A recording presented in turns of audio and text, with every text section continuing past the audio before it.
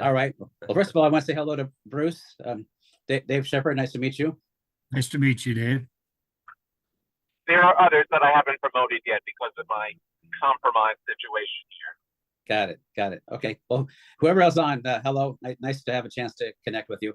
And Daniel is going to organize the conversation today. He's been helping to lead some key projects cross-border at MedWorld Advisors. So he's going to lead, and I'm going to chime in and support him as I always do. I'm just here to help him.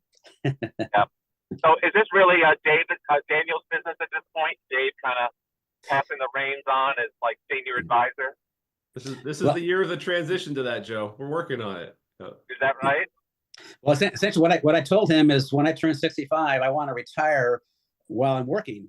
And so I basically want to do is travel the world and make deals, meet people. I love people everywhere around the world, and make deals at the same time and get paid for it. And so that's really what's taking place. We're doing deals around the world, getting paid for it, and I get to travel. So it's the best of both worlds.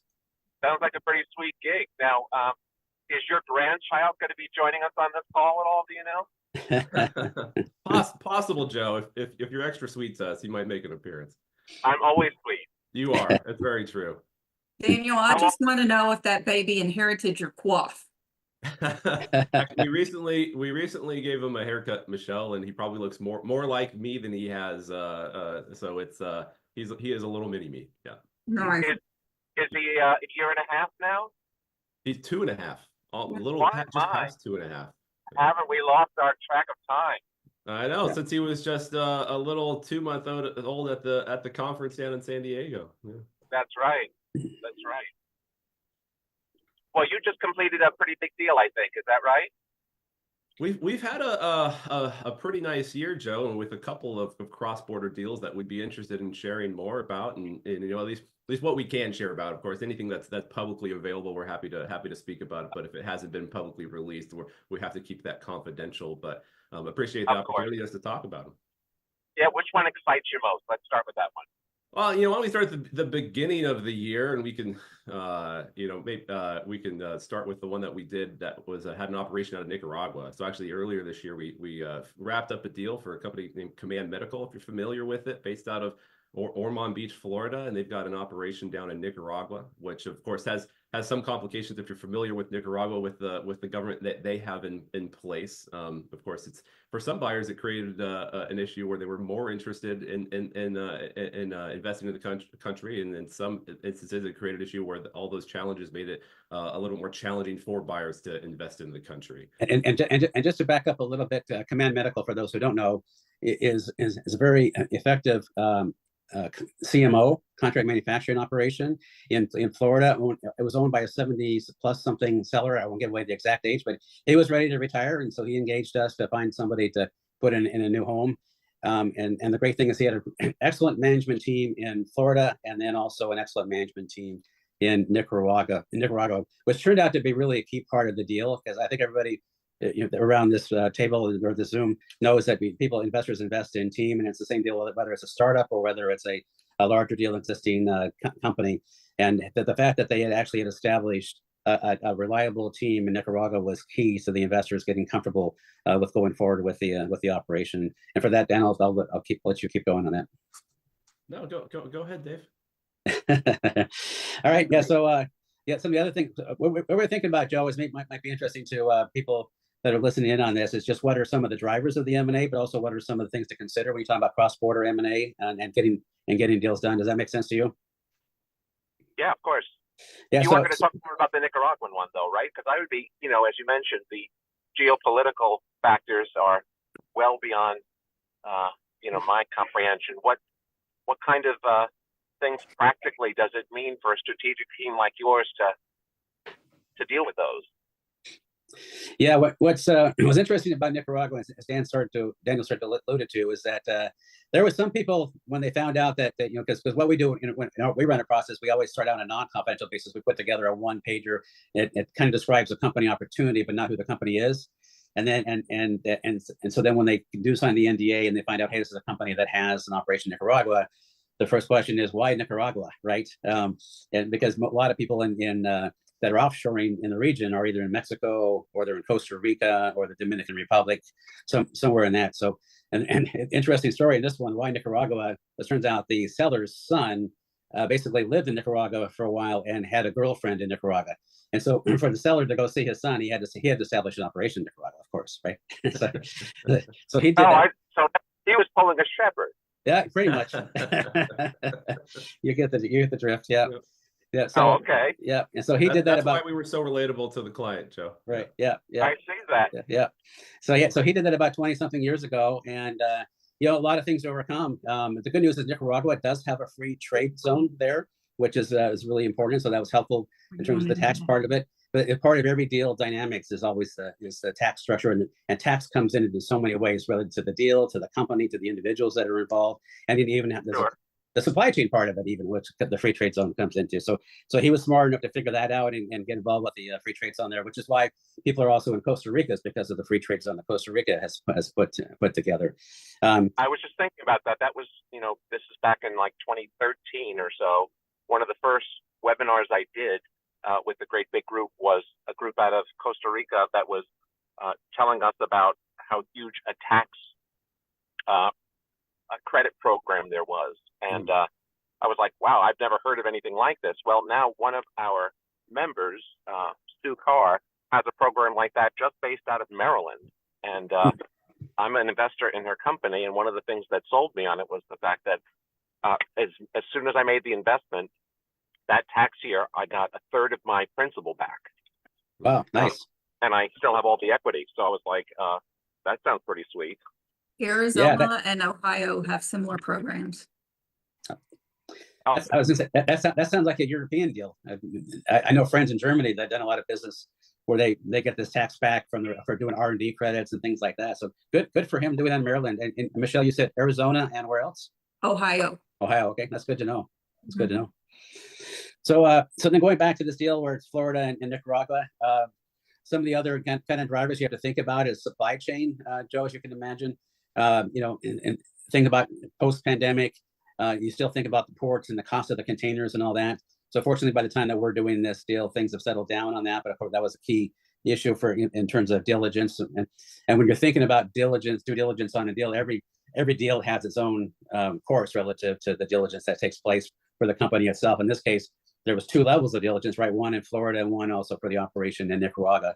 And part of that really was around, the supply chain and how that was going to hold up over time. Unfortunately, it really was, because he's been doing it for 20 years, was very verifiable. So, Daniel, anything else you want to chime in on the Nicaragua deal? I think you covered the main themes of that one. Yeah, I think we can definitively say, Joe, that we're the only firm that's helped to complete a MedTech deal coming out of Nicaragua at this point.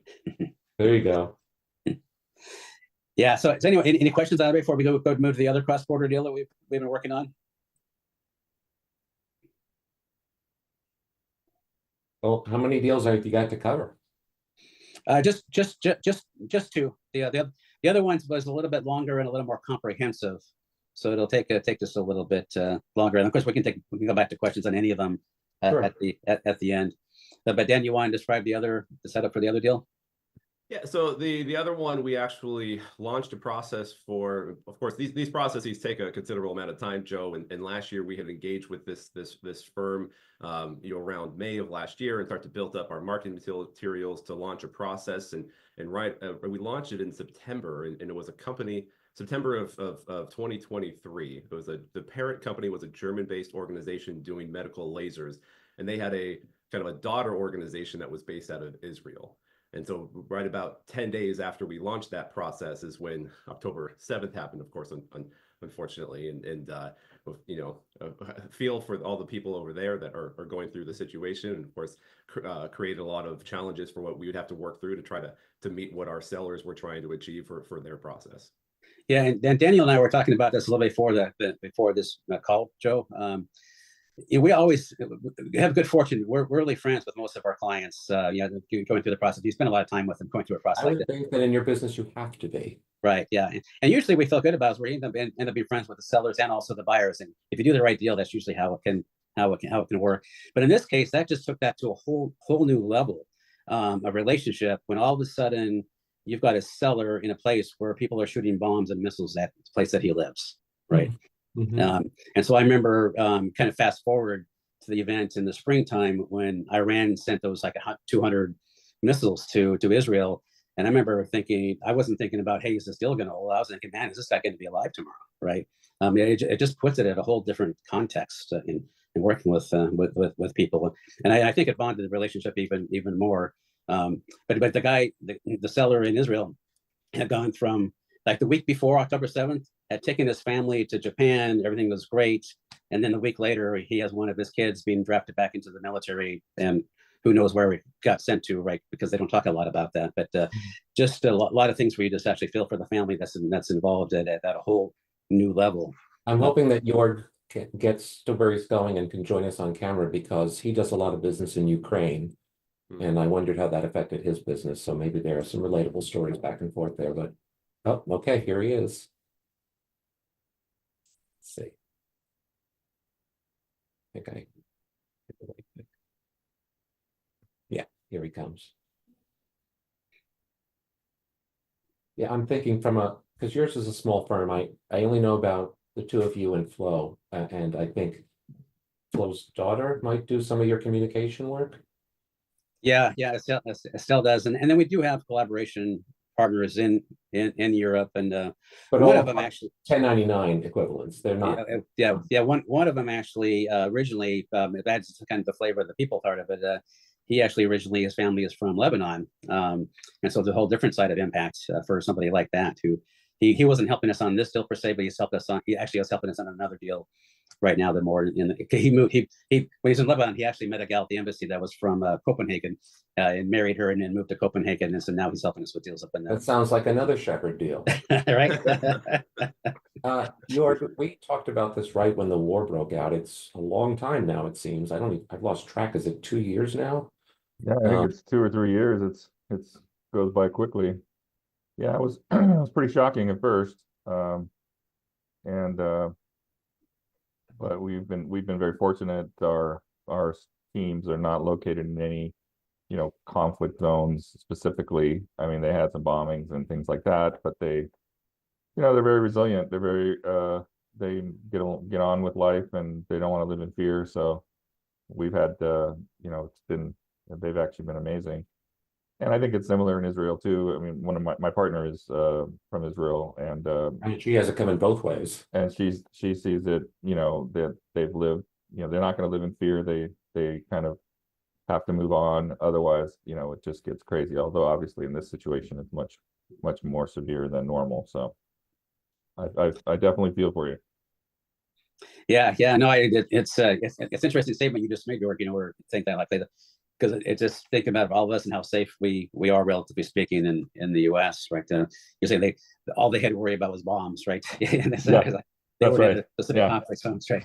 It's just the world changes in ways that we never even imagined. I'm wondering if Jorg, for your example, where it's been going on for so long, and you say they're in a relatively safe zone. If it's the equivalent of me here outside Seattle thinking, oh, Hurricane Milton must be terrible for those poor people in Florida, but it's not going to affect me going to work today. Is it like that? I think it's a little bit more. I mean, they see obviously effects, but they're amazingly, they've got everything running. They go to grocery stores. One of our team members who just had a baby, they're just, they just get on with life, and they have fuel, they have everything. There are disruptions at times for whatever reasons, but they just roll with them. Shipping, for example, is a huge problem because there are no flights going in and out of Ukraine anywhere. So they have it all arranged where, we ship things back and forth to Ukraine all the time now. They, within a week, and they just get it all organized and, have a way to ship things to Poland by rail or by truck, and then everything flies into Poland. So it's kind of they just work around it, Yeah, which you really learn about the strength and the resilience of people through times like this, and just to really have a lot of respect. And it kind of makes sense. We've just never experienced it in America, but you wouldn't want to be afraid to go out of your house every single day of your life. You just can't live that way, and you have to kind of just go, well, if it's like getting hit by lightning. If it hits me, it hits me. If it doesn't, otherwise I can't. You just can't live that way. So that's what they do. Yeah, no, and same thing with the guy who owned the daughter company in Israel. That was kind of the way he thinks about it and he lives, and just kind of, and he's got compartmentalized too, right? Because you got your kid probably actively in a war zone, but you don't even know where they really are. So you would just drive you crazy if you thought about it all day long. Right. When I Yeah. talked to him, he was just about, hey, I'm going to work. I'm doing what I can do for my family, and that's going to work and make sure we keep moving forward. Right. And then Exactly. yeah. But anyways, so think about like some of the, coming back to M&A and some of the deal dynamics that was impacted by that. And Daniel, he was driving this and reaching out to buyers at the time, and so you could talk about, you had some people that had some conversations with you about that, right? About Israel and that, right?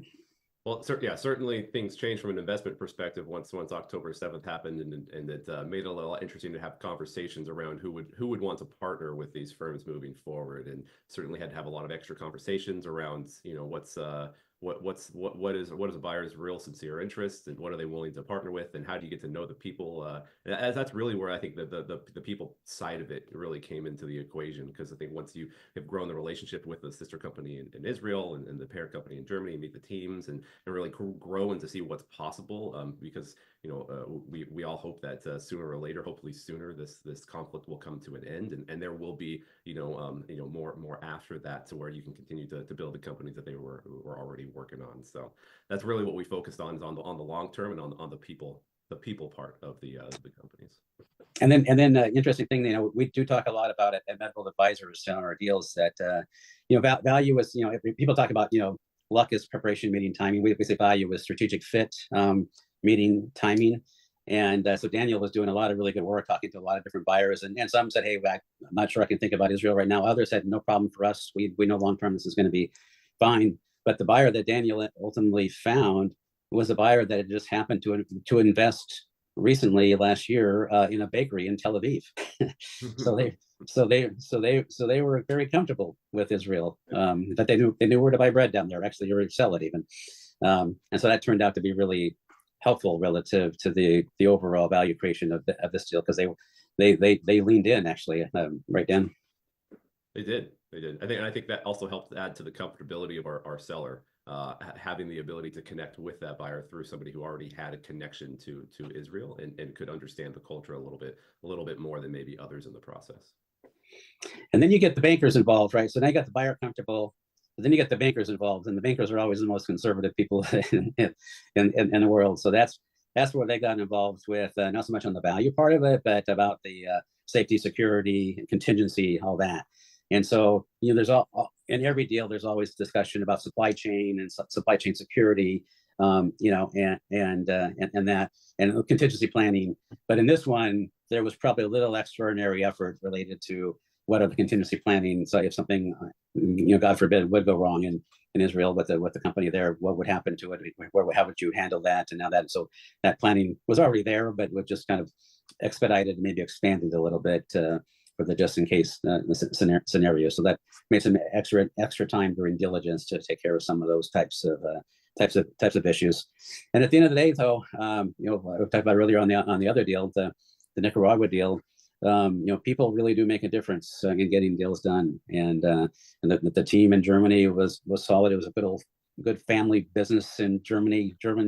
German brand, still does sell, because people there, they do good work in engineering, and it really is kind of, the company was founded on good German engineering, and their technology was really what was licensed to the Israeli company to take advantage of for other market segments. And so at the end of the day, their ability to show that their capabilities to go forward as a team really was helpful. And then the team in Israel, it was just so strong in what they were able to deliver on, just made everybody feel comfortable in getting the deal done. And then you can imagine complications, just doing a deal in Germany, and think about taxes, and then you think about taxes, and then you think about Israel. They have their own tax structure, and then getting the deal done, where these private equity firms, when they set up deals, they often, for people that have been through before, they often set up a new co, they call it a new company, and then they put the company they're buying into the new company, which they did in the Nicaragua deal as well. And so in this case, since there was two companies coming into it, then there was tax implications for the German company, tax implications for the Israeli company to come into the new company, and then not only for the companies, but then also for the for the people involved and all that. So you can imagine that created some complications and interesting challenges. So along the way to get that done, things that had to be considered.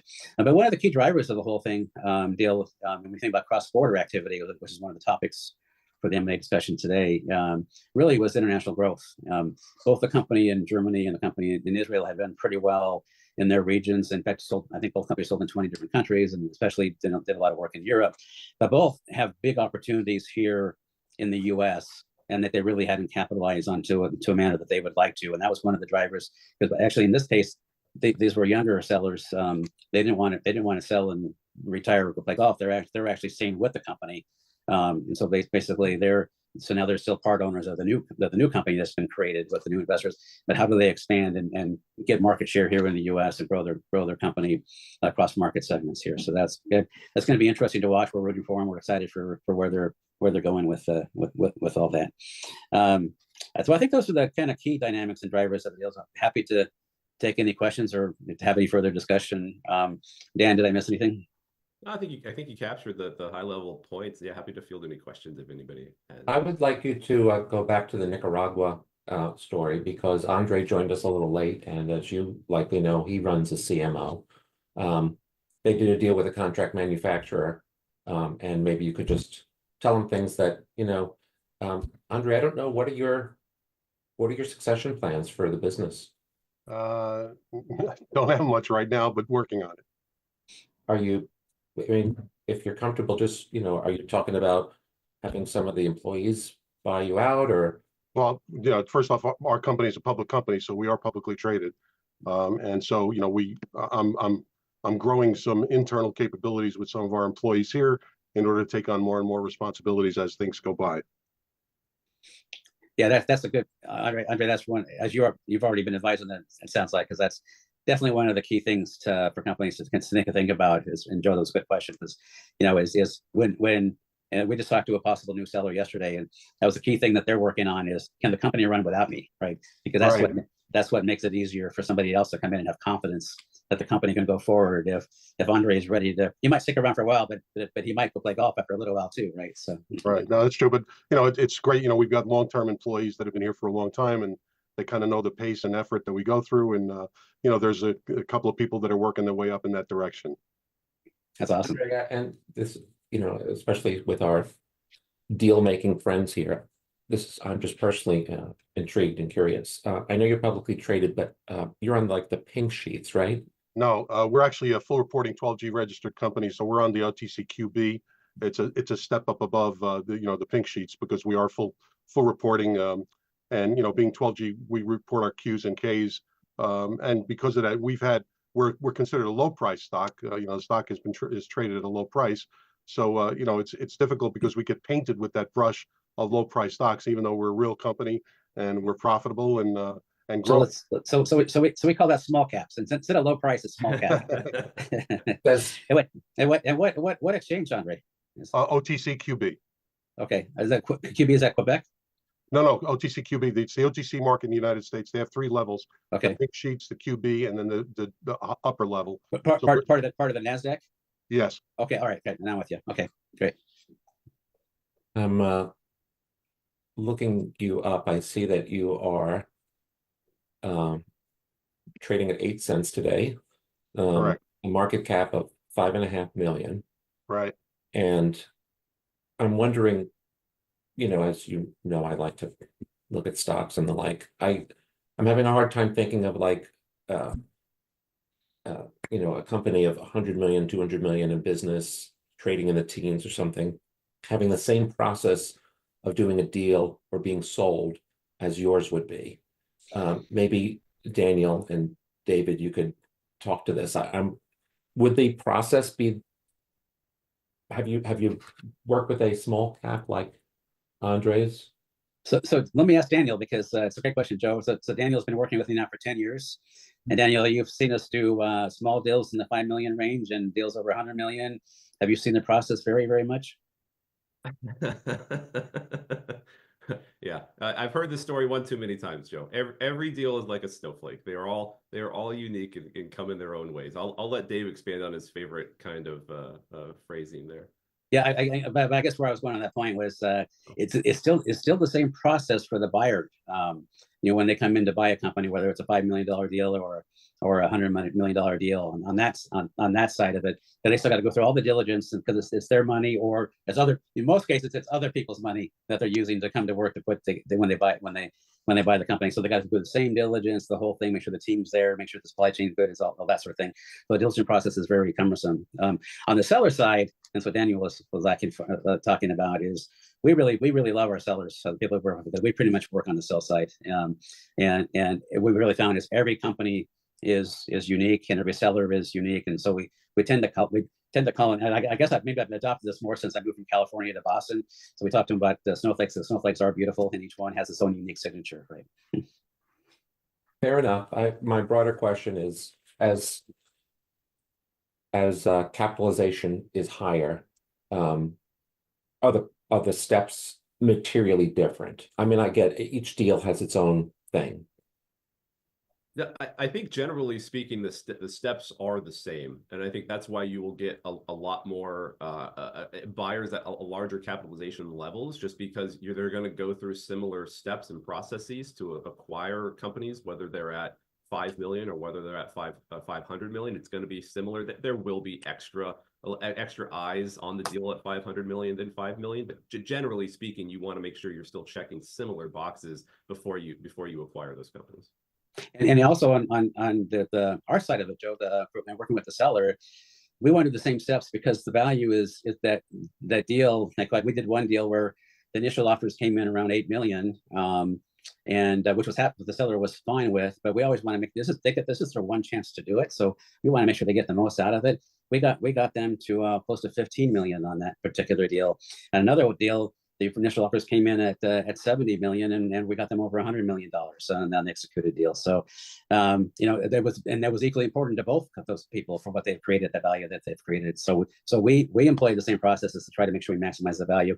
I think it matters so much to each seller that we do that, and I think on the buyer side, because it's their money or other people's money, they do the same thing. So I think to your point, that it really is a similar process regardless of the size of the deal. I think maybe with the exception of one or two people on screen, everybody is their own boss. And let me just ask the group, do any of you have succession plans? I personally don't. I've never trained anyone to be a fellow marketing strategist with me, and I'm okay with that. Jose, I mean, you have co-owners. Yeah. So, I mean, do you ever talk about succession there, or how that would work? I guess succession is funny. Like, I don't think we think about it so much like a succession. You're such a young pup still. Yeah. You know? I mean, I think over the course of my career, I've always been curious about exits and how to prepare for them. And kind of where I've arrived is that the things that you do to build a good business are generally the same things you do to be a good acquisition target. So for example, as it was said earlier, but having an organization that can run without you if it needs to, by having good processes in place, by having your team trained, by not having the business be kind of fully dependent on you, and working yourself out of critical roles over time. So I think those are strategies that we try to employ because we think it's good business, and because we think it's a good way to prepare if at some point we do decide we want to exit and sell the business. But other than that, we're not actively out there, looking to be acquired or anything like that. Jorg, do you know if Anna has any plans about Well, succession? our situation's a little bit unique in that we're, I do have plans to build or I had plans to build more of a business that would be acquired, and I would agree 100% with what Jose said. But that would require, hiring other people and getting space, and we just haven't gone to that level yet because it's been so easy for us at this point without having to take on additional overhead. But at some point we have talked about adding whatever overhead we need and building something that would be more interesting as an acquisition target. But right now, we're really not doing that. I have to say good morning to Yay. to my Oh, that grandson. is a haircut. Sorry. Good morning, Mason. Let's talk to your grandchild. Apologies for the interruption. Joe requested, so wanted to Yeah, absolutely. Will we see the face, or is he hiding. got to hide his face the whole time? Are we gonna hide? That's okay. He's a shy guy with new people. Can we say hi? Can we say Do you look like your Yeah, dad? That's Grandpa. all I want to know, if you look like your dad. It's the only thing I want to know. Just look at that. Look at the hair. We'll let you go. Daniel, maybe if you make that expression of discomfort and wincing pain, then I can. Yeah, that's Just for you, Joe. similarity There there. it is. Thank He you is for your sharing. mini me. And apparently you have a cat in the background as well, Oh yeah. even though she's a bit blurry to us. Can you, Shepherds, tell us about a deal that you began to work and you're like, you know what, these guys are impossible. We have to cut bait. This is not, they're not doing the things that are needed to be successful. Can you tell us kind of what not to do? Yeah. So where we've seen deals fall apart is typically with earlier stage companies, because because we do both middle market deals and then early stage companies. And middle market companies, there's so much dry powder out there. We always can find a buyer. We always find a way to get a deal done, and we always do.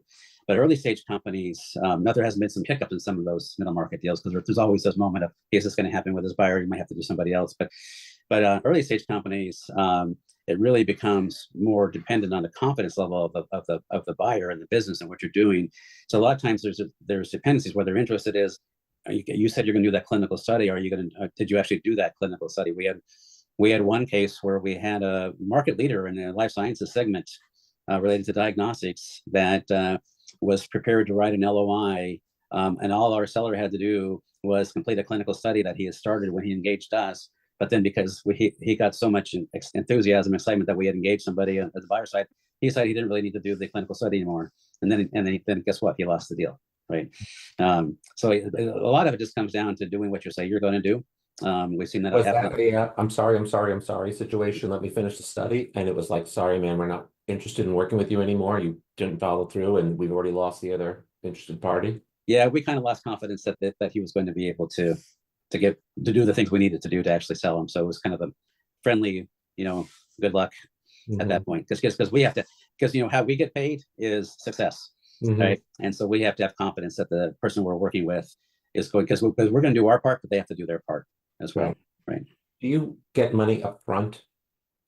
Sometimes, depends on the situation, but sometimes they're looking for a little advice, especially in the early stage companies. They're looking for some advice to be able to get to a certain stage, and then we help themselves. In that case, we'll get paid a little bit for that, and then the Like an hourly for selling. consultation fee? Yeah, it's kind of consultation fee or retainer fee or whatever you would call it, but basically it's for the consultant to get them to that level where they're ready to go to market. And then in the middle market companies, the ones that have some profit already, there might be a small retainer for preparing the package, but really 99% of what we make is success fee. Her name escapes me now, but years ago there was a woman who made a presentation at 10X, and you considered her to be a competitor. Do you remember her name? Well, everybody who's in the business of investment banking or M&A advisory or business brokerage is a competitor, and not that it's not that they're an enemy; they're just a competitor. No, I get it. Yeah, and I think her name was. She wrote some book about what she done in Midwest or something. Oh, I remember her name now, Debbie Douglas. Yeah, I never met her, but and she was in the Midwest somewhere, and I remember from her talk about how many outbound calls a seller needs to make before they have reasonably exhausted, the consideration set of potential buyers, and it was north of 300.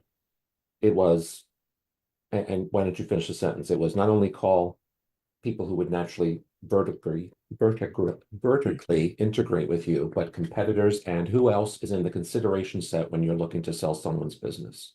Yeah, and I think she was like a little more kind of like the Main Street brokerage kind of firm, where it's smaller businesses kind of thing. But that's because 300 would probably be more in that category.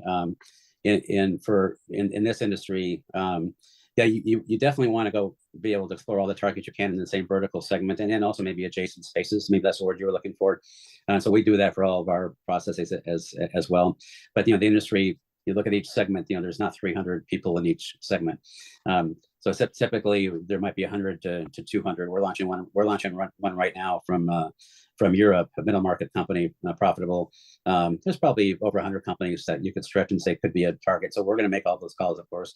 And then when you get to the financial side of it, there's like 5,000 PE firms around the world. They've been exploding everywhere, but there's really only about 500 that kind of focus in healthcare.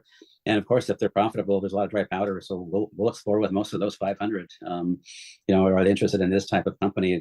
Does it fit with one of their portfolio companies? Does it fit with their mandate? That sort of thing. So yeah, it can be a lot of companies, depending on what the situation is. Michelle, are you camera worthy today? Just now. Yeah, you always are. Okay, you had something to add? Now I got a question. Do you guys help the companies construct their valuation?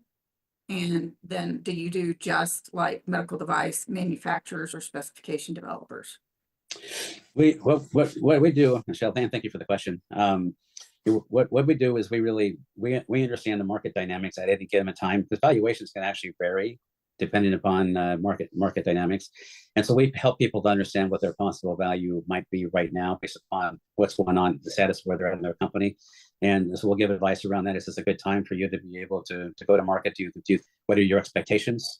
And do we think we can help you get there? So we're pretty comfortable if we think the value of the company would be at any given time. And that can change a little bit depending upon market evaluation. So we're very good about optimizing the value that somebody has created. And if they want to sell for 100 million, we only think they can get 50. We'll have a conversation and say, hey, here's some things you could do to get to that 100 million. If that's part of your question. Jose? Yeah, I'm just curious. So I get emails probably once a week from, firms that help companies get acquired, right? So M&A firms like you guys. And they're looking to solicit you to be sold? Yeah, all the time. And I think this is fairly common among, entrepreneurs, like companies. You're going to get people reaching out and saying, hey, love to talk to you. We do deals in the space or whatever else. I used to take more of them. And then I feel like I kind of learned the stuff that I needed to learn. And then I said, all right, like I probably don't need to look at this anymore for a while since we're not actively looking to be acquired. But I'd love to hear your thoughts on, as what's the word I'm looking for? Obviously you have a vested interest in this, but almost like if you took that away, if you weren't running this company, what's some honest advice you could give to like, all right, when the time does come, this is what you should be looking for? Yeah, I think that because you've taken this advice, so you first of all need to look inward, which it sounds like you've already done, Jose, which and some other people on this call have done, which is great. But the second, you got to look at the market, at the market dynamics as far as what's going on, what's the status, of the quote unquote dry powder out there, which is basically all the money on the sideline with the PE firms that they have, the strategics, their engagement, especially in your particular market segment related to M&A. Are they aggressive right now? Are they not aggressive? Those kind of like there's one company, their major strategic buyer had announced kind of big restructuring one year. And so if they thought that was going to be their best value, then our honest opinion would be, hey, maybe you should wait until they get that restructuring done, and then they're going to be able to offer you more. But if you need to go now, then maybe there's other pathways of buyers we can look at. So those are the kind of things that we think about. Does that answer your question? Well, I meant more like if you were in our shoes, right? So if you're in the shoes of an entrepreneur, you got your business, you're thinking about selling, and you've got, like I've been making a list since I started the company. Every time a company reaches out, I'm like, all right, you guys are on that list. I know I've talked to Daniel in the past at 10X and on Zoom and whatnot. But there's a lot of you out there, right? So what do you think, if you put yourself in our shoes, would be the things to be looking for when selecting the right partner? Like in the past, I remember a long time ago, I read Built to Sell. And, one of the pieces of advice he gives is like, just as one example, like he recommends working with a company that really specializes on the sell side. Because sometimes if you go with a company that's more geared towards the buy side, there's some weird conflicts of interest that might come up because, they might be getting, money on both sides of the table, that sort of thing. So I'm just curious, like, what are some of the other tips that you guys would give to companies thinking about? Yeah, so that's one of them. And the other one really is having somebody that understands the industry that you're in. And so we're a little biased in that, because obviously all we focus on is healthcare and medical and that sort of thing. But if you weren't selecting us, you should select somebody that has experience actually in doing deals in this industry, because there is a difference between. So there's some people that, 1 week they're selling a restaurant chain and the next week they're selling a life sciences company, and do they really know about ISO 13485 and things like that when they're doing so many different verticals. So having somebody that really can understand the value that you have would be probably my number one piece of advice, regardless of who you pick. Daniel, would you add anything to that? No, I think that's good advice, and maybe slightly a little adjacent to what you're asking, Jose. But another thing I would say, and I'm sure because you get these emails all the time, we talk to people that get these emails all the time, is definitely run a process to understand what your options are, because there's so many different types of buyers out there. It is really helpful to understand who's going to offer you what, because there can be a lot of different opinions about what your company's worth and about your involvement in that company moving forward. Especially post-COVID, private equity firms and financial firms do a much more aggressive job at reaching out to business owners, and because they want to kind of get that one-on-one negotiation to try to win a deal. We did a deal this year where there was a private equity firm that had been speaking with our client for 20 years, chasing our client for 20 years. We ran a process. We included them in our process. The final offer we got was nearly double what they were willing to offer our client. So it just goes to show that just whatever you do, make sure that you are understanding, you're exploring all your options before you make a decision. And do hire, whether it would be us or anybody else, but do hire an advisor, because those people can really help you get the most value, because they can have that kind of conversation with, hey, it was like, this company's been chasing you for 20 years. They said they loved you, but apparently somebody else loves you more, right? But then they can have those candid conversations with you and do it in a way that they can work through to facilitate some of the sensitivities also on the buyer side, going back and saying, hey, if you really want Jose, you're going to have to do this, and if you can't get there, then he's going to have to make a different choice. And we can have those kind of conversations a lot easier between. And then there's a lot of deals where we know a couple of times that an advisor like us, we know we've made a difference because we've kept the buyer in the game, or we've kept the seller in the game sometimes, where they get a little frustrated with the diligence process. And you wanted to do this, so hang in there through these last couple things you got to do, and you get there and make it all work. So having an advisor really would be helpful to you, but preferably having somebody that has expertise in your industry as well as and has sold business in your industry. Right? What percent of your business has been companies looking to get bought versus companies that you're looking to sell? It's a little bit of both.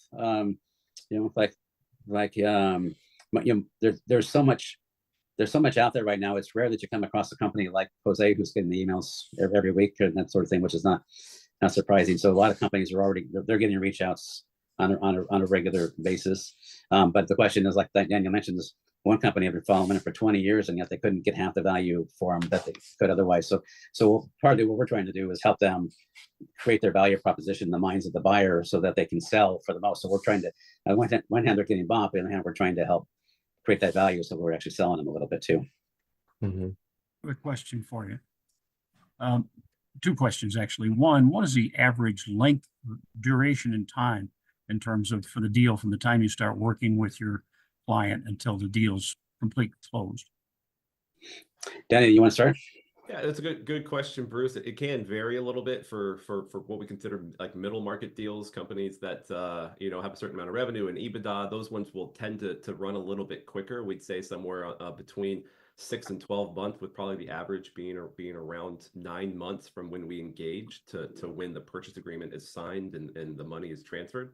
I think for earlier stage deals, we've got more strategic processes where we're trying to engage with strategics generally, and it can take a lot longer for them to gain consensus and engage with those opportunities. Those take anywhere from 9 to 18 months, and on average, probably somewhere around 14 to 15. But on a standard deal where you got a company profitable, like the Florida company, guys in the 70s wants to retire, standard deal like that, we get the engagement. We'll have a one-pager out within a month, and then within 90 days we'll have indications of interest from a range of buyers, both private equity and strategics. And then what we like to do is work with them and work with our seller and figure out, okay, here's a couple different kinds of buyers for you. You know, they're interested. What's your best outcome? Not just the money, but your legacy. You know, your team, all that. You know, who do they want to work with, and that sort of thing. And then we'll actually kind of narrow down the list of the buyers. And you should take another 30 days from that 90 days when you get the IOIs, get to an LOI with the right partner, the right company. And usually in that process, we also can step up the value a little bit in that negotiation process. And then from there, you know, diligence will take anywhere from 60 to 90 days and sometimes 120, depends upon the deal and the complications and how many cross borders there are and that sort of thing. I see. Thank you. The other question, Dan, a little bit ago, you mentioned that you were talking with this one particular client and you ended up securing the deal with almost double the amount of value to the company. And so that raises the question, do you do that through some kind of a competitive bidding process? Do you do that through strictly negotiation skills? What is the technique that you all use to do that? I appreciate the question, Bruce. I think it's a combination of all of that. I think it's trying to put our hats on of working with healthcare companies in the beginning of the process to help set up that value perception as we move through. It's having the relationship with buyers to bring in as many as possible to make it a competitive process, so that when we get to the final 3 to 5, they're all highly interested and backed and able to write a check size that our client would be interested in. And then to get to the final one, it helps to have that negotiation and soft skills to try to work those last 3 to 5 buyers together competitively against each other, while also not, you know, deterring anybody away from thinking that they're going to lose the opportunity. It's also a little bit of you know, really understanding your seller and who they would like to partner with in terms of a buyer and what their preferred outcome is, and trying to encourage those right types of buyers to stay in the game. Daniel and I have had a couple of times where we had somebody who thought, okay, maybe the valuation expectations is a little too rich for their blood in terms of the seller we had, and so we actually have taken times to actually encourage them that they actually might be the right buyer for them, and it might be worth them taking the extra step to see what the real value would be. And we've actually had one case where they were actually ready to drop, and by the time they were ready to drop, the time they actually made the deal, they came up 25% higher, and they were happy to do it because they took the extra time to figure out the real value of this partnership of investing in this company and going forward with that seller. So it's a little bit of both competitive process and negotiation. Yuha? Yes, I'd like to know about this fact that there's a lot of discussion that the medical device regulations in Europe are slowing down and lowering the attraction of European startups and middle-sized companies compared to those operating under FDA. So have you seen any reluctance to be interested in purchasing European companies that have to comply with MDR? Yeah, well, so since I have the grayer hair between Daniel and I'll start with that question. So in my lifetime, it's been a shame to watch this take place. And when I used to run business groups over at Medtronic, and we used to launch products in Europe first because you could get to market faster and all that, and put testing ground, and it was good for patients in Europe, and then we bring it back to the FDA. But now in the US, it's the other way around. Things are being launched in the US, and then they eventually get to Europe once they get through that cumbersome process with the MDR and all that's taking place. But to answer your second part of your question, what we're seeing, because half the deals we're doing right now are in Europe, is there's a whole infrastructure of buyers that are in Europe that are investing in Europe, and so they are looking actually for good companies in Europe. So it's still a fertile ground for companies that are established. It might be a little more challenging for a startup in Europe at the moment because of some of the regulations and that sort of thing. But for somebody who's established and has something that there are market segments and so that they can sell in Europe already and scalable, we have a lot of interest. Yeah, for companies that are already in Europe and have products on the market, it's created a little bit of a competitive moat for companies already there, and so actually buyers are more interested in those types of companies who already have that figured out. But if you don't have a plan and you don't have your products on the market in Europe, it makes it much more challenging. And I also think post-COVID, with all the supply chain challenges that have occurred and with some of the initiatives that are happening in Europe, I think there are a lot more American companies that are interested in having a local presence in Europe and are thinking about different ways to do that. I do have a question for you, but before I do, some administrative notes. One, Jan helped us find next week's speaker. Jan, would you tell us a little bit about what to expect? I'm not sure. They tend to be a little more technical than normal, but this is a new sterilization method that allows you to pack a product that is going to be sterile, pack them up and ship them somewhere without putting it through temperatures or radiation or other things because of this material they have that will actually sterilize within the package at room temperature. And it's a exciting new technology, I think, and great for electronics. So Jim, which company is that? Sterile State. Sterile State. Okay, wait. Interesting. Because I know of a couple companies doing that, and I think it's interesting technology. And I think that's where the market has to go, because this ETO thing just can't continue forever. Yeah, it's the EPA is shutting plants down left and right, and people are being stuck. You can't do everything with radiation. So this particular material that sterilizes things is actually something that's within your body. So you can't have residuals that are going to affect people either. So they're going to be talking about it. That's great. You piqued my interest. If I'm going to check my schedule. If I'm available, I'll come for that. That sounds exciting. The week after is a friend of Paul D'Souza, who's bringing a new contraceptive to market. You may find that interesting as well. Second administrative note is for men, Joe? No, not for. You need it for men. Next is it's my birthday on Monday, and there's a lot of places that give you a free ice cream dessert when you go on your birthday. So I'm excited about that. Those who attended 10X this year, I was very touched to receive a Michelle-inspired gift called Joey's Ice Cream Scoop, which I use almost daily. I bring this up because my Lucas turns, is it going to be 21? Yeah, Lucas turns 21 on January 10th. On January 10th only, and on this day specifically, anyone who wants to come to 10X May 6th through the 8th, that day and that day alone, I'm offering $300 off. So you'll want to pay on January 10th, $16.95 to attend this year. And the reason I'm doing that is because I'm trying to push income into next year versus this. So all you well-intended, I'll pay you in advance, people. Keep your money until January 10th, and then give me all the money. Okay. Glad you're having a good year. That's great. I love that story. Ironically, it's because my year is so bad that I'm doing it, because my tax accountant said that if I earn more than 30,000 for the year, I'm going to have to do payroll, which I'm trying not to do. So that's just how I'm scraping by. But I appreciate the sentiment. We're almost at the top of the hour, but I wanted to ask the Sheppard boys a completely different kind of question. And that is, I find what you do for a living very intimidating. And I think other people do too. Not specifically your line of work, but yours is, hey, I have a skill and I'm going to go to trade shows and I'm going to talk to people and let them know that I could represent them in a very crowded field. And as you said, you work for success. So if you don't get deals and you don't complete them, you don't eat. I think a lot of people don't have the risk profile that you do, that, hey, you know what, I was going to ask you, what makes a good year? Closing 2 deals. I'm thinking that any deal you close could be worth millions, which everyone gets to eat and everyone is happy. But I also think that closing 1 deal a year may not feel very satisfying for you.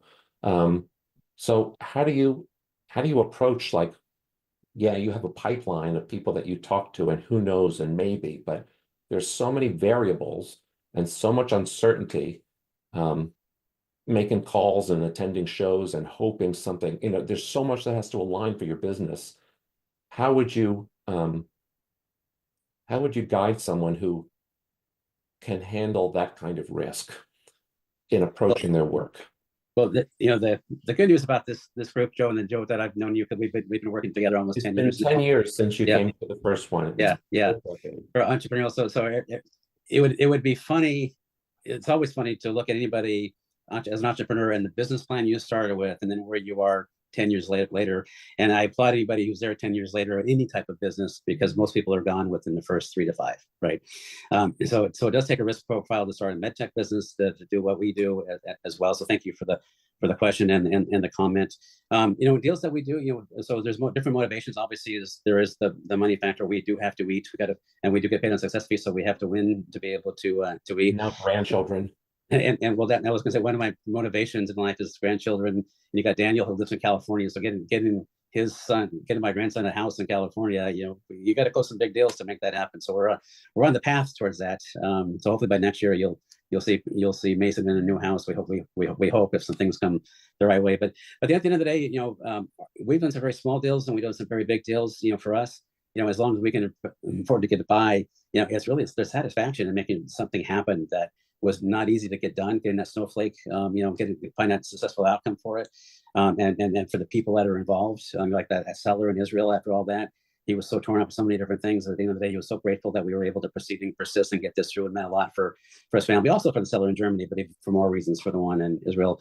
Daniel, way earlier than that. So today I decided that I know how to do what you guys do. I'm going to go and chase some of this very lucrative business, and I'm looking at a blank page. It just feels like, how on earth am I going to have the good fortune of getting that first client and scaling my business? How would you prep someone for something like that?